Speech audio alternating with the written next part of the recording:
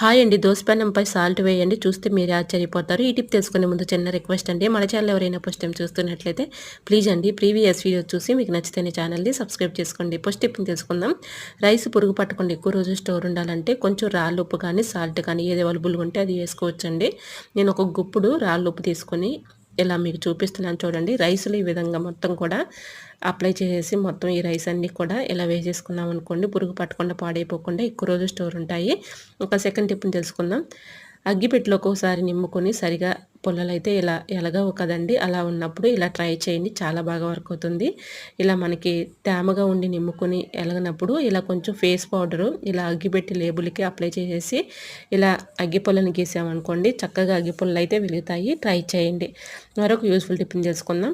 ఏదైనా ఒక బౌల్ తీసుకొని దానిలో ఒక అర టీ స్పూన్ సాల్ట్ వేసుకోవాలండి. సాల్ట్ వేసుకున్న తర్వాత ఈ విధంగా స్టవ్ ఆన్ చేసుకొని దోసపెనం పెట్టుకొని దోసపెనం పైన ఇలా సాల్ట్ వాటర్ పోసుకోవటం వల్ల యూజ్ ఏంటంటే మనకి దోసలు సరిగా రానప్పుడు చాలా కంగారు పడుతూ ఉంటాం కదండీ! అటువంటి ఇబ్బంది ఏమి అవసరం లేదండి. దోసలు రానప్పుడు ఇలా ఈ టిప్‌ని ఫాలో అయిపోండి. ముందుగా సాల్ట్ వాటర్‌ని ఈ విధంగా పోసి తర్వాత క్లీన్ చేసేసుకున్న తర్వాత కొంచెం ఆయిల్ వేసి ఇలా దోసలు పోసుకుంటే చక్కగా దోసలైతే వస్తాయి. ట్రై చేయండి.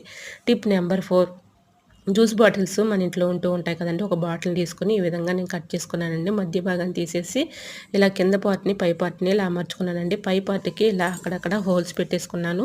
ఇలా కింద పార్ట్‌లో అయితే కొంచెం రాళ్ళుప్పుని తీసుకున్నానండి. రాళ్ళుప్పు అయినా ఓకే, సాల్ట్ అయినా ఓకేనండి. ఈ విధంగా రాళ్ళుప్పు పైన కొంచెం కంఫర్ట్ అయితే వేసుకోవాలండి.